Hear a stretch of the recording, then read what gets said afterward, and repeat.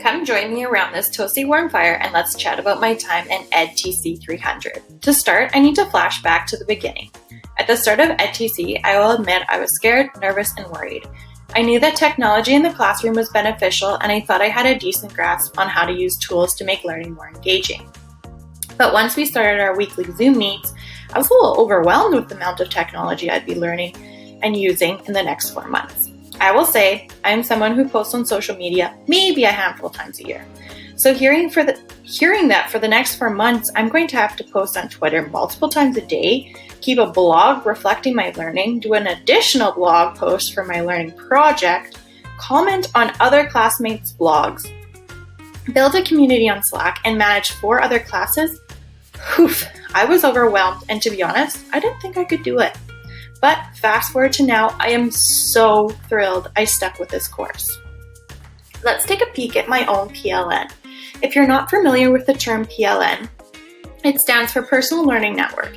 It's a space that gives educators the opportunity to connect with others in order to gain new understandings or share their own expertise.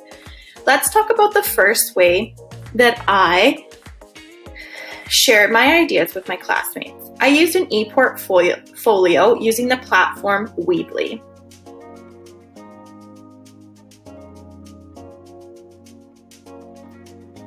Each week, we were assigned blog prompts, which encouraged us to connect with course teachings and connect with our peers. On that same blog site, I shared my #learning project. I was able to connect with others in the class that focus on similar topics, and this helped me expand my PLN and support me during my own learning project. My most favorite tool that allowed me to learn, share ideas, and collaborate asynchronously was Twitter. I am full-blown obsessed. I could get lost looking through different hashtags. Some hashtags I found myself interacting with were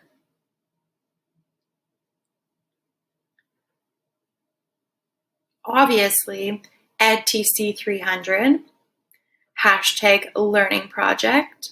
I also liked #edtech, and then of course I loved #SaskEdChat. #SaskEdChat happened every Thursday at 8 p.m. This was an opportunity to connect with other educators in and around Saskatchewan. Twitter is a go-to tool for professional learning. It has helped me expand my professional learning network because I'm able to engage with my peers, educators near and far, and participate in #SaskEdChats. During a Wednesday Zoom class, Katya introduced the topic of our digital footprints. During this class, we were able to understand the importance for us as future educators to become aware of how we are perceived on the outside world. To be an educator, we must be aware of our digital presence and identities. There's a saying that says, teachers should know how to live their life like they're living in a fishbowl.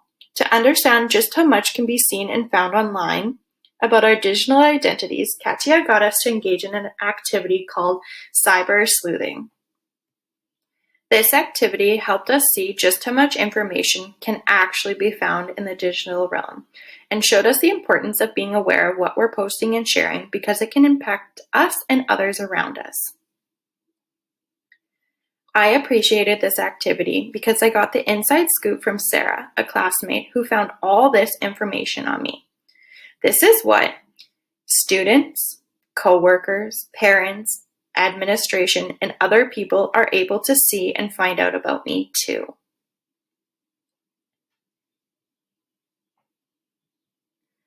By doing this, we are able to learn how to create awareness for our students and their own digital identities.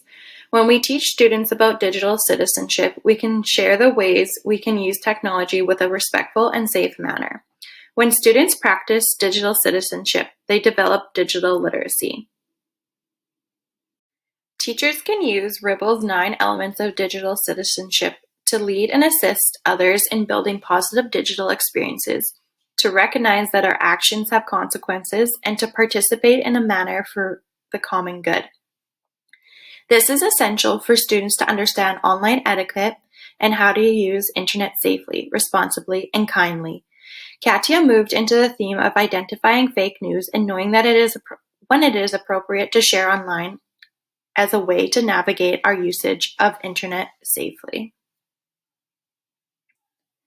In order to implement technology in the classroom, we have to understand the important role it plays in our education, especially in the world we're living right now. In EDTC 300, we were provided many, and I mean many, resources, materials, and tools that we could use that would help us in demonstrating the power of technology to our students, coding being one of those tools. We had the opportunity to explore Scratch and Code.org. Coding is something that will support many 21st century jobs, which makes it important to allow my future students to engage and experience with. Along with coding, some other apps, Chrome extensions, and creation tools that were used during EDTC can be found jam-packed in my cooler. Some EDTC 300 tools I used and love can be found here. EDTC 300 has certainly expanded and deepened my understanding of technology. It has provided me with valuable information that I can take with me into the classroom. It is important we understand the impact technology has on ourselves and the community.